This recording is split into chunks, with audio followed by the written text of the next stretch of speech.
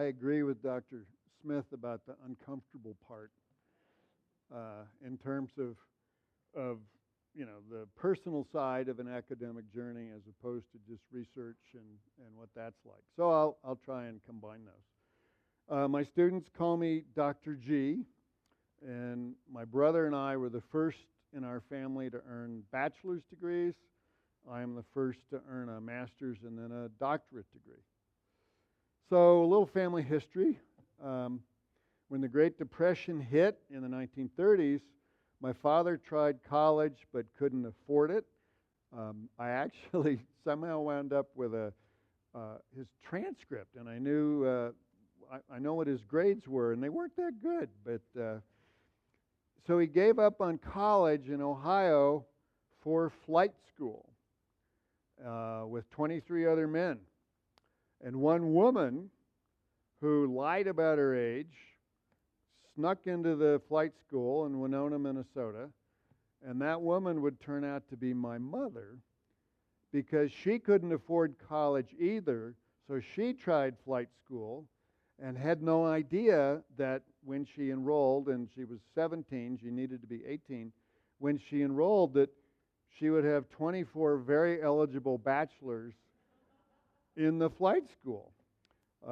She was the first woman to fly solo over North and South Dakota and married my dad. As the war had started, he became a captain in the Navy, was sent to his base, and as the oldest of three sisters, without her parents' approval, she bought a very dangerous one-way ticket from Winona, Minnesota to Corpus Christi, Texas, to meet my father. When World War II broke out, he was a Navy pilot, became a captain, transferred to the Marines, ended as a major in the South Pacific, and was there photographing Japanese installations prior to Marine Corps landing on all those islands. Because my parents never finished college, they highly valued an education. And they always told me, and I believe this, that once you earn your education, it can never be taken from you because you've earned it. It's not like a car that can be repossessed or a house where you quit paying the mortgage payments. It's your education. I graduated from high school in Lamar, Colorado, out on the Eastern Plains. And thank you, Dr. Smith, for talking about my writing. I actually started at 14 with a weekly newspaper column in the Lamar Daily News, and it was pretty weak writing. It had the column nickname was The Teen Scene, and it was pretty lightweight, but I was really honored to learn that it was being sent to local young men in Vietnam, and that it really helped them to stay connected to Colorado. I started at a 4-year liberal arts college in Colorado Springs, Colorado College. Didn't really know what I wanted to do, what I was interested in. My freshman summer, I followed the wheat harvest and basically worked as a blue-collar laborer, driving a combine and trucks from Kansas all the way up into South Dakota. Got fired because I had an ecological perspective on things, and we were in some sort of coulees in South Dakota, and the ground wasn't flat, it kind of dipped, and it was very apparent to me that with that dip, you needed more vegetation to quit floods and soil erosion.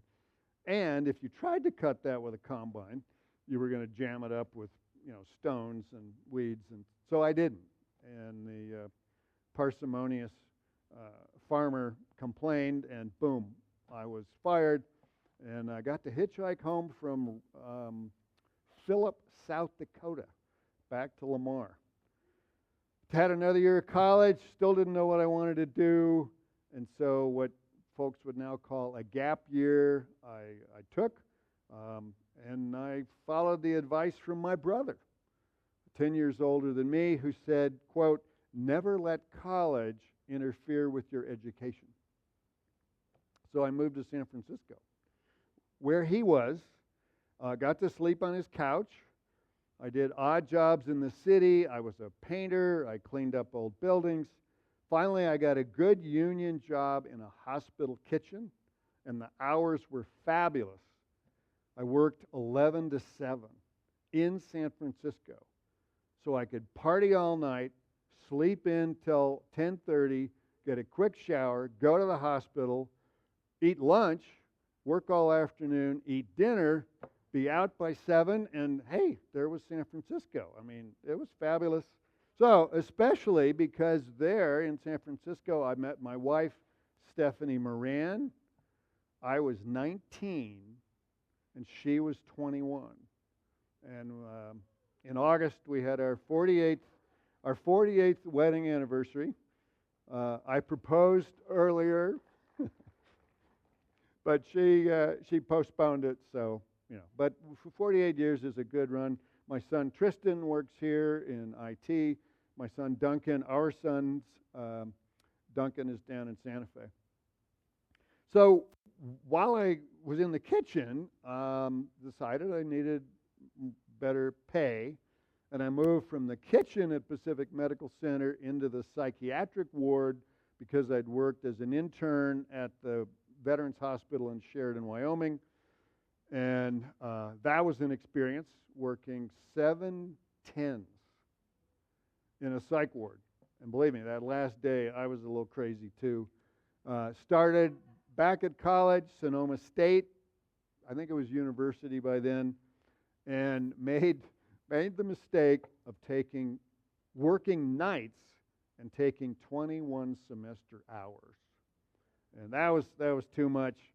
It didn't work. I went back to Colorado, got back to Colorado College, thought, I still have to earn a living. What am I going to do?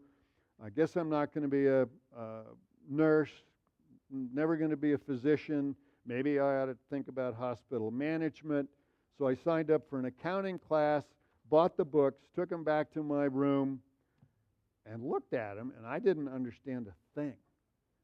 And so I took the receipt and the books back to the bookstore, was wandering the aisles, and I found this really interesting class on European wars in the mid-19th century. And so I traded in the accounting books for the history books, and I made a promise to myself that if I ever needed an accountant, I would hire one. But it wouldn't be me. So I found an open history class. I got hooked. I decided to be a history major and take my chances with that degree.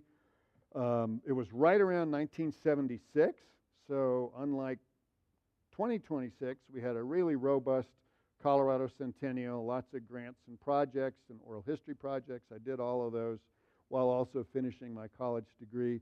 Stayed for a Master's of Arts in Teaching, and then in 1976, August of 1976, started teaching 4th grade in Silt, Colorado, when Silt, Colorado still had dirt streets and wooden water lines. And we would occasionally get a lizard come through the bathtub plumbing. We bought our first house for $30,000. Didn't have any money. A friend carried the note for 5 years. So I spent 7 years teaching 10-year-olds and loved it. They wanted to learn about eyeballs and space and dinosaurs, and I still wanted to teach history. So instead I wrote a grant, $275,000 NEH grant in 1980. That was a lot of money. Covered 8 states. I took an unpaid year off. The NEH grant covered my salary. We produced a film, traveling exhibits, and a book, which then went through 3 printings, 3 editions. Barbara Bush wrote the introduction to the 2nd edition, and my photos of those country schools have been on the top floor of Reed Library. I don't know if they're still there, but they've been there. By 1983, there was an oil shale boom and bust, so that's what I did my PhD on oil shale. And the largest corporation in the world, which at that time was Exxon, and Exxon had moved into western Colorado. They were going to squeeze rocks. They were going to take shale, turn it into liquid oil. But they didn't have very good chemists, and they didn't have very good accountants, and they didn't realize how much water this was going to take. And when you squeeze shale, it has what's called the popcorn effect, and it actually gets bigger. So huge environmental issues. And then we had issues in the Gulf. The price of gas dropped because Saudi Arabia decided to do some boycotts, and the whole thing collapsed. And in one weekend, Exxon laid off 2,300 workers, and that was what this book was, the PhD was about, was a modern boom and then an incredible bust. And what that meant socially, economically, culturally, suicides, divorces, it was a mess. But it was history, and I was there. Then went off for a PhD in Ohio, Bowling Green State University, where they had a PhD in American culture and American history. So I did both. I was able to get an internship at the Smithsonian's National Museum of American History with Carl Scheele, who was a real veteran. Among other things, he acquired for the Smithsonian Archie Bunker's chair, the whole set for MASH, a post office from West Virginia, and he was really fun to work with. In those days, there weren't phone answering machines. There were still secretaries who would take notes and then write out who called on a little sheet of paper, and then he had a spindle, right? So it had a brass bottom, and this long nail came straight up, and the secretary would come in and put the phone message on the spindle. And he had a really long nail, and that he had about almost 2 feet of messages. And we were going to lunch, and I watched him, and he put his hand under the bottom message, took the top one, lifted him off the spindle, and shoved it into his bottom desk drawer, which was already full with messages. And I said, Carl, aren't you going to call those people back? And he said, quote, no, this is the Smithsonian. They'll call me back. That was his attitude. My dissertation became a book, Boomtown Blues, Colorado Oil Shale, won the Colorado Book Award. And we went off to Ohio for a PhD. When we left, my wife's MA, my son Tristan, and my PhD was all paid for because I worked as a photographer, teaching photography back when there were still dark rooms. I hit the job market when there weren't any teaching jobs, and I wanted to teach, so I worked as a public historian for something called Train Town in Lima, Ohio, where 5 different railroads came through the town, and one of the banker's wives was trying to figure out how to do tourism with this. And so my office was a restored 5-ton Baltimore and Ohio caboose right in the middle of where the main square was. And I'd go down to work, and she had a sense of humor, and so my telephone number was 22 Train. And people would call me, and we'd set up interviews. And so I learned about being entrepreneurial. I learned about working for a nonprofit. I learned about raising money. I hated filing quarterly tax returns. But as a contractor, as a consultant, those are all things you need to do. I kept applying for jobs and finally landed one a couple years later in Silver City, New Mexico, as director of the museum at Western New Mexico University, where we had the world's largest collection and then exhibit of Mimbres pottery. Well, turns out almost all of those ceramics were dug from graves. It was 1987. I could see the Native American Graves Protection and Repatriation Act on the horizon. And, you know, this is stuff that should never have been dug in the first place. So it was definitely time for me to move on, and we did. In 1990, we moved to Murfreesboro, Tennessee, just south of Nashville, and I directed one of the nation's oldest and largest public history and historic preservation programs. taught both undergraduates and graduates for their MA. We then had a sort of an odd Doctor of Arts program, which has now become a PhD. But I missed the West. I raised $10,000 from the James Marston Fitch Foundation to write the first book on tribal historic preservation. And that book, Sacred Objects and Sacred Places, was also published by the University Press of Colorado, and it has been in print now for 25 years. Photos in that book were used in President Clinton's message to Congress and in a little brochure which helped to establish funding for TIPOs, or Tribal Historic Preservation Offices. Finally, in the year 2000, I applied for 2 jobs back in Colorado, and lightning struck, and I got both jobs.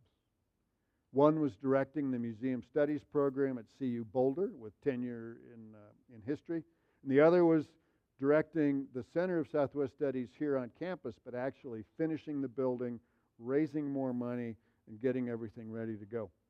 It took my wife and I about 90 seconds to make up our minds whether we were going to go to the Front Range or back home on the Western Slope. And of course, our son Tristan then, as a high school graduate, tried to get as far away from us as possible. So he went to Boulder while we stayed in Durango. In my 25 years here at FLC, I've had a variety of offices and worked on a lot of projects, helped the environmental studies minor become a major. For years, I directed their internships.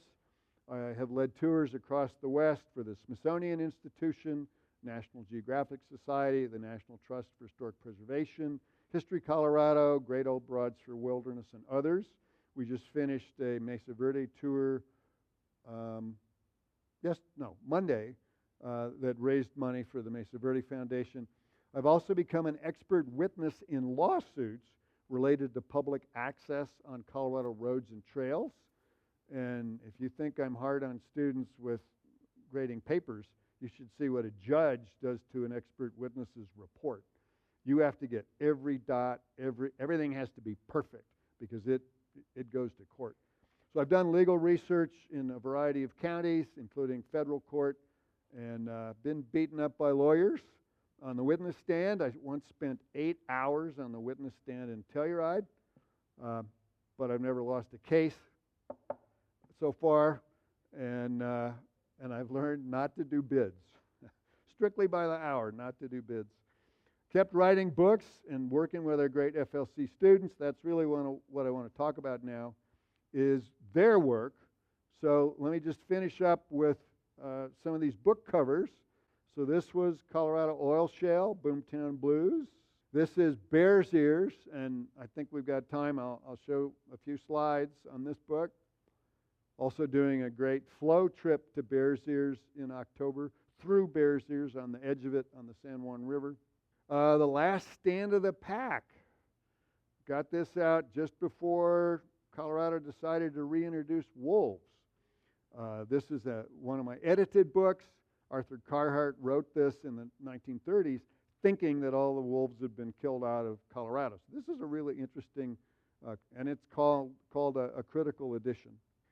This is fun, The Woolly West, Colorado's Hidden History of Sheepscapes.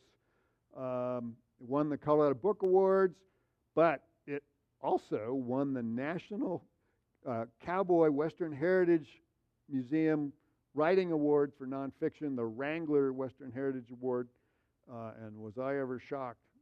Why would cowboys care about sheep herders? But hey, times have changed. This is the Sacred Objects and Sacred Places, Preserving Tribal Traditions book, really looking at historic preservation.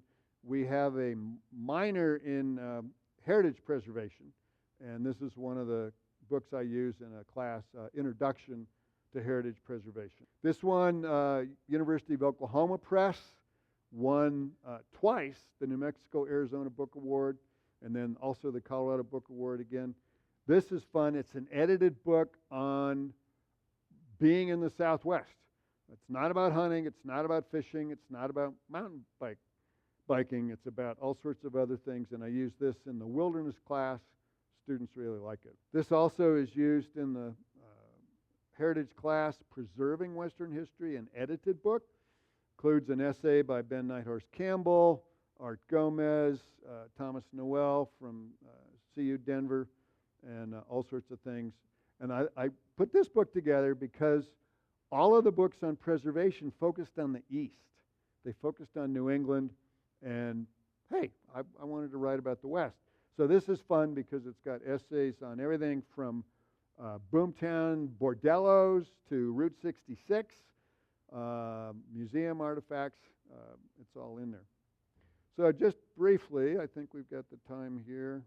Just a few images on Bears Ears. Luckily, the National Monument's been quiet in terms of we haven't had any bad announcements from the current presidential administration about getting rid of it, which is good. And it's just an amazing piece of local history that's now nationally, internationally known. This is a telegram by Gustav Nordenskjöld when he's arrested by uppity Durango women. They're uppity Durango women now. There were uppity Durango women 100 years ago.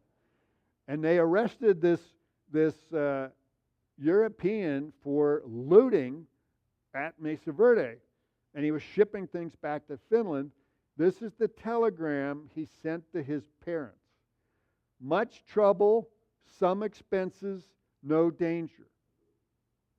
Any parent here had a text like that from a kid? Much trouble, some expense, no danger. Yeah, well, there it is from, I think, 1893. Richard Wetherell, pretty controversial character. Was he a pot hunter? Was he an early kind of archaeologist? He was a Quaker. We're still trying to figure out that equation.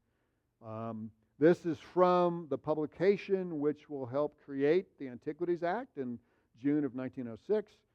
Look at the big circle around Mesa Verde, and then there's another circle around Bluff, and all of those dots are archaeological sites.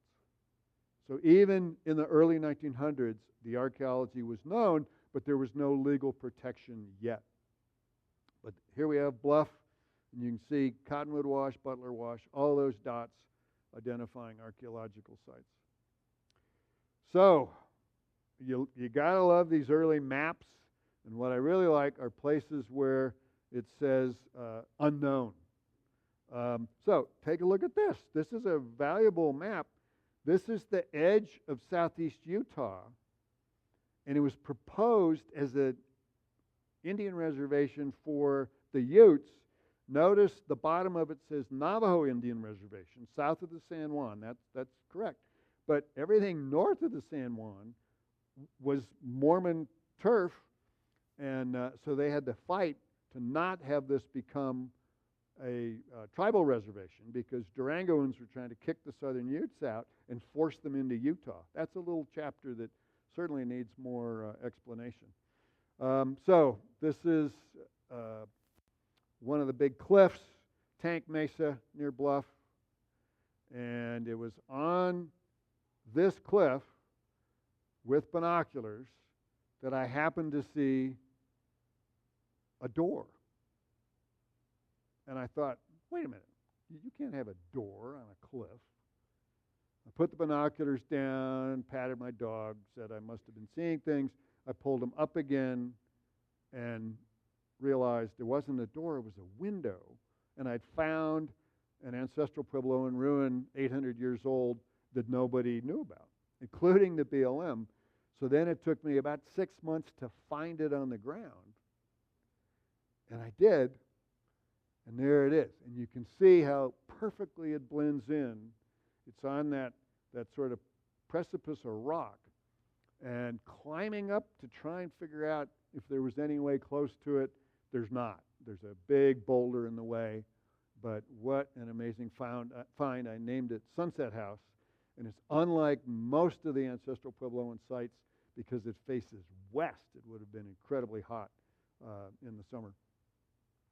So that's how dangerous it is to try and get in there. So what I love, I call Bears Ears the 21st century Mesa Verde because it's very different. It's accessible. There's no rangers. There's no trail markers. It's a very different kind of experience, which as locals here in the Four Corners, we can enjoy.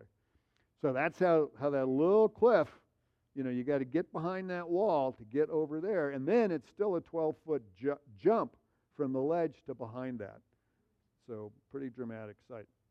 All right, well, that's enough about me. You've seen the books. What I really want to talk about now is why we're here, undergraduate research. And so I am very proud of this. These are history senior theses since I joined the department, and I want to thank Ellen Paul for all her assistance and Michael Fry. But here we are. I mean, just look at some of these titles. And all of these, unlike other departments here on campus, when we have seniors choose their topic.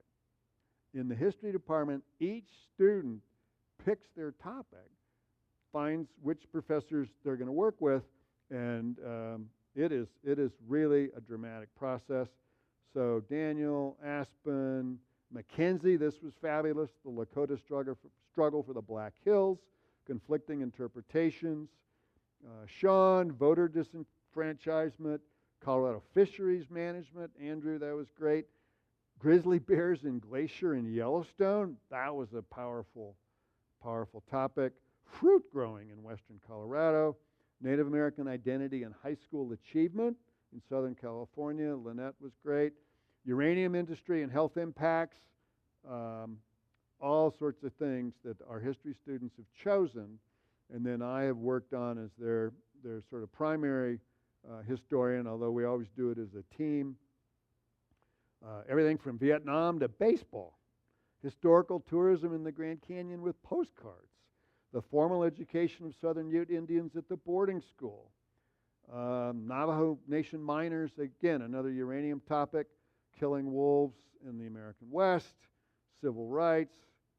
So I am really proud to be a member of the history department and to have this degree of flexibility to allow students to focus on their chosen topic.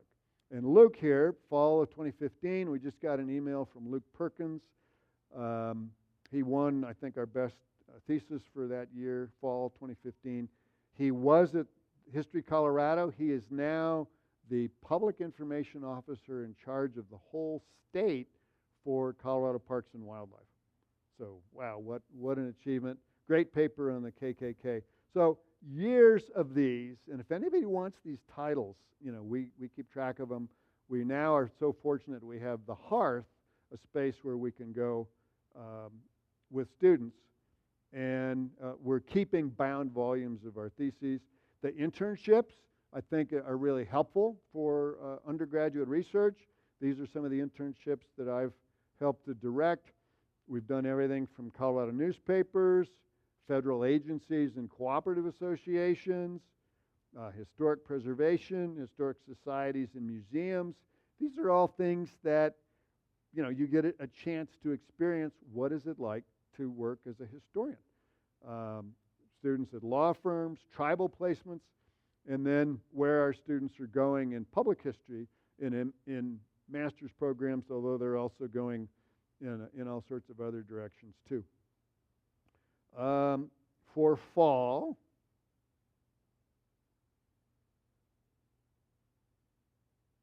come on, open up.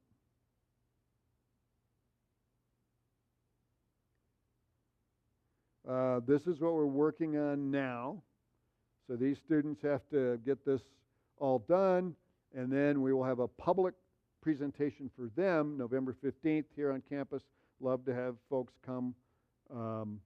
Nick here is doing Camp Hale. He'll talk here in just a minute. The Korean comfort women topic is very difficult to read, but very important. And so, yeah, this is our new crop for the fall. So I just want to show a couple more images here. Was able to go to Alaska with our alums. And one of the great things about Fort Lewis College is who our alumni are, where they are, what they want to do. And we have two alums. Well, we have got many alums in Alaska. but two that have kept in track with me, and we set up this canoe trip. And all I wanted it to be on Bureau of Land Management land for my next book. I wanted it to be in a wilderness, and boy, did they dial that up.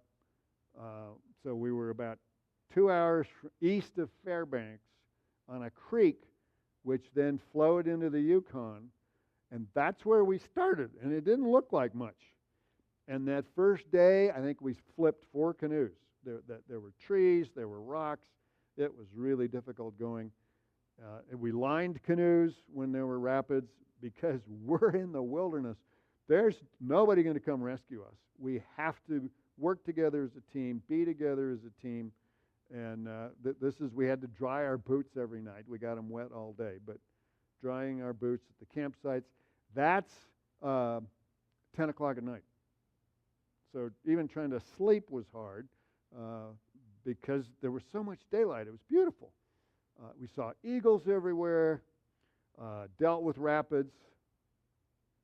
I almost flipped the canoe. We almost slammed into that and would have lost that canoe under those logs. We really had to paddle. But I wisely chose, as the history student in the front of my canoe, I wisely chose Dan Fronhoff, who'd spent 7 years working for the railroad, 4 years as a fireman, shoveling 11 tons of coal to get the train up and back from Silverton. So he was really good with a paddle. I just had to teach him what to do, but he had the strength, and we needed it right here, trying to not smack into the logs. So 2 of our alums paddling with her father. This is camp again, about 9 o'clock at night. And that's what the creek became. Look at that. Just this gorgeous river, and we took out before we met the Yukon. All right, if Nick would come up. We didn't want to see any grizzlies. We did see a black bear the day we got off the river. So we're pulling all the gear up, we're pulling the canoes up, and we haven't had a bath in 6.5 days. And I'm convinced that he saw us, he smelled us, and then he turned around. Went the other way. All right, Nick's going to talk, and I'll move the images. Thank you, Dr. G. So yeah, as he said earlier, I'm one of the seniors in our 496 thesis class at the moment. I'm writing my paper on the 10th Mountain Division and the environmental legacy of some very notable veterans. At the end of last semester, obviously Dr. G worked very close with me. He came up to me and asked what I was doing this summer, and gave a very college response. And I said I'll be catching up on sleep and hopefully watching some movies. And he asked me if I would go camping with him at Camp Hale, or as he said in the emails, sleeping where the soldiers slept. So I worked out pretty perfectly. I met him in Leadville, where I got my melanzana. I'm very proud of it. And I didn't. He got the last good size. Yeah. He was also at the Denver Public Library before, so he was doing his work. Mm-hmm. And then we met in Leadville. So explain what this is. Yeah, so this is the former front entrance to Camp Hale in the Pando Valley. So there's one on the other side, and there's pretty much just one big paved road that goes into the rest of the camp. But off to the side from this, the entrance, is a little parking lot. And this is one of the placards. Actually, another professor here at the college, Dr. Ober, I was talking to him about my thesis, and he was telling us about these soldiers who were trained from Tibet. As Tibet was being invaded by the Chinese right after World War II in the 50s, he was telling me how the CIA was actually training Tibetan rebels at Camp Hale. And he said that when the Tibetans arrived here in the Colorado Rockies, they said, "Are we sure that we're in Colorado and not still in Tibet?" But this is actually a little placard dedicated to them and their continued resistance against the Chinese government. A little bit off to the side. So the U.S. government pretty much demolished most of the camp in the 60s. Whatever they really couldn't tear up is pretty much what's left there. There's this, to this day, I still don't know what this is. It's just this random concrete structure. This would have been where the headquarters, so all the bureaucracy and paperwork was being done at Camp Hale at the time, but I have no idea. I can't find any documents what this was, but you can kind of see here in the lower corner where some of these kind of concrete foundations still are remaining at the camp. There's me. As you can see, I did put my life on the line for this thesis. For Fort Lewis. For Fort Lewis. Absolutely. This would have been this is, I think, one of the only other structures that's still visible at Camp Hale. This would have been the community center, so soldiers would have gathered here for community events. They had billiards in there that they would play in their free time, and dances would have happened there. But just really was a big kind of, like our student union is where people would have gathered in their free time. So part of what's exciting about Nick's thesis is just recently, President Biden declared Camp Hale as a national monument, and the full title is Camp Hale and Continental Divide. Turns out 3 different trails intersect and go through this monument. The Colorado Trail, the Continental Divide Trail, and then a Great America. So you've got this original military fort that's now absolutely this sort of environmental intersection near Leadville, and so it's unique in both its military past and then its environmental future. And then there's this, there's things, and I don't think we discovered any live shells, but we did find some stuff in the grass that we weren't sure what it was. There's me with the community center in the background. It's my hiking fit. I know I look pretty good. Yeah, we noticed we didn't cross the fence. So. Yes, we remained on the other side. So this is just a portion of a plaque showing how many buildings were there. I mean, they were huge, and it's all gone. Yeah. Yeah, at its max, there was about 15,000 soldiers with all of the bureaucratic army behind them. I think it was 1,000 mules and 200 dogs as well. They were all up here. It was larger than Leadville at the time. It was a real city in the middle of the Rocky Mountains. This is in downtown Leadville. It's, I believe, on a bank. And this is a big mural. You can kind of see the placard right here in the bottom corner that was dedicated to the 10th Mountain Division. If you ever go to Leadville, there's shops that are selling vintage equipment. I think it cost the Army maybe 50 cents to make, and the stores are now selling it for $400. So definitely making good money. But there was another mural for an advertisement for Pabst Blue Ribbon that had a 10th Mountain Division soldier. I'm sure that was a fan favorite among them. But the 10th Mountain Division legacy of the division is alive and well in Leadville. And everywhere you go, you can still see remnants of this legendary division. Yeah. So for students, I just have a piece of advice, and that is find out exactly what you want to do. Absolutely exactly what you want to do, and then get somebody to pay you to do it. And it's so much easier to know who you are and to know what you want to do than to try and fit into things. But one of the things we need to keep talking about and teaching at Fort Lewis is the difference between a job and a career. And students have a lot of jobs, but it's our job as faculty to help point them towards a career. And that's one of the things we do. Thanks, Christine, for the opportunity, and happy to have any questions.